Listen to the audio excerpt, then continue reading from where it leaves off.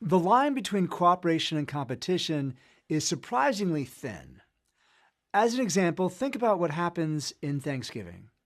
We have Black Friday sales here in the United States that really trigger the holiday season, and sometimes you see huge crowds mob stores in anticipation of a great sale. So, outside of these stores, here's one mob that was mobbing a store. People often end up in fistfights.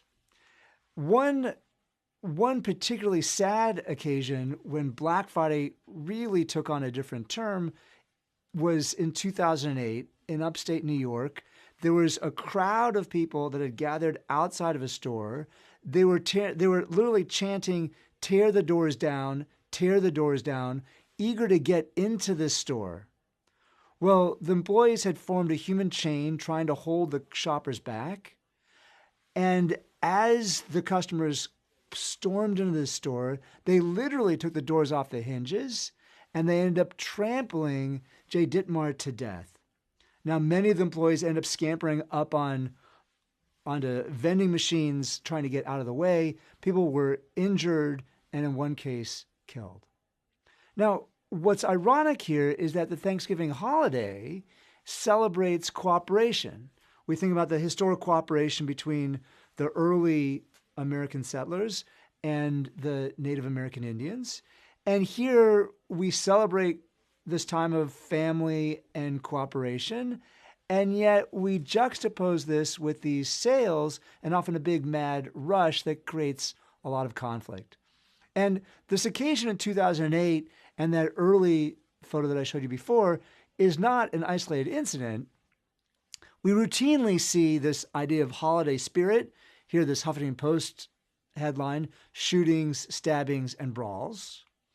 And then here, in other cases, people actually stealing from each other, trying to get the best deals. So what I want to think about is how we navigate this tension. What pushes us from cooperation to competition or from competition to cooperation? And this Thanksgiving example, we have the cooperative meal and then this competitive dash for these holiday sales. But I think a more dramatic example of a shift from competition to cooperation is represented in the relationship between the United States and Japan. As we all know, the conflict in World War II was intense. Here, this is a photo of firebombing in 1941. We had intense conflict. The United States firebombed 67 Japanese cities, in addition to dropping 2 atomic bombs, culminating in 1945, and the Japanese ultimately surrendered. So the conflict between the United States and Japan could not have been more intense. And yet, immediately after that conflict, there was a pivot to cooperation.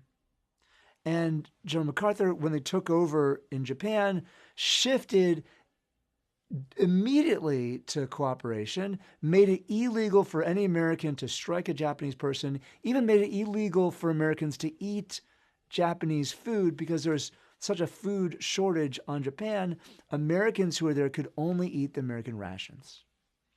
Now, we moved forward. We ended up cooperating, rebuilding factories. And here you see this cooperation through the 1950s, culminating in this Declaration of Cooperation signed in 1960. And today, you'd be hard-pressed to find citizens that are more pro-U.S. than those in Japan. So we see this remarkable shift from competition to cooperation. Now, this happens not just on the global stage, not just in terms of shopping malls, but it happens in our most intimate relationships. We think about parenting. Parenting, you can't be more intimately cooperative with someone other than your partner, and think about the cooperation that goes into raising a child. And yet, even with raising a child, there's competition. There's competition with your spouse of who's going to sleep, who's going to change or feed the baby. And we have competition even within our most intensely cooperative relationships. So the idea is that we shift between cooperation and competition. And we often balance cooperation and competition even in our most intense relationships. Now, think about siblings. So with siblings, we often think about sibling love, but at the same time, we think about sibling rivalry. Now, here's one example of sibling love. We think about it with humans, but it turns out the ground squirrel teaches us something really important about siblings. Ground squirrels are actually incredibly altruistic. When a predator is nearby, say a bird overhead or another large animal, ground squirrels will screech to warn others to get out of the way. Now, by screeching, they're drawing attention to themselves. It puts them at risk. It makes them vulnerable to some attack. As scholars have looked at the volume with which ground squirrels screech, and it turns out they screech loudest when a predator is near their sibling. So we see sibling love even among ground squirrels. And so we have this incredible relationship with our siblings. And yet sibling rivalry can be incredibly intense. These are our closest friends and also sometimes our closest rivals as we compete for things like parental attention and investment. For twins, it starts particularly early. Even in the womb, twins start competing for resources. Now, more generally, we think about collaborating at work. We need to collaborate with our colleagues at work to accomplish joint goals. But then we're also competing for things like recognition, promotion, and raises.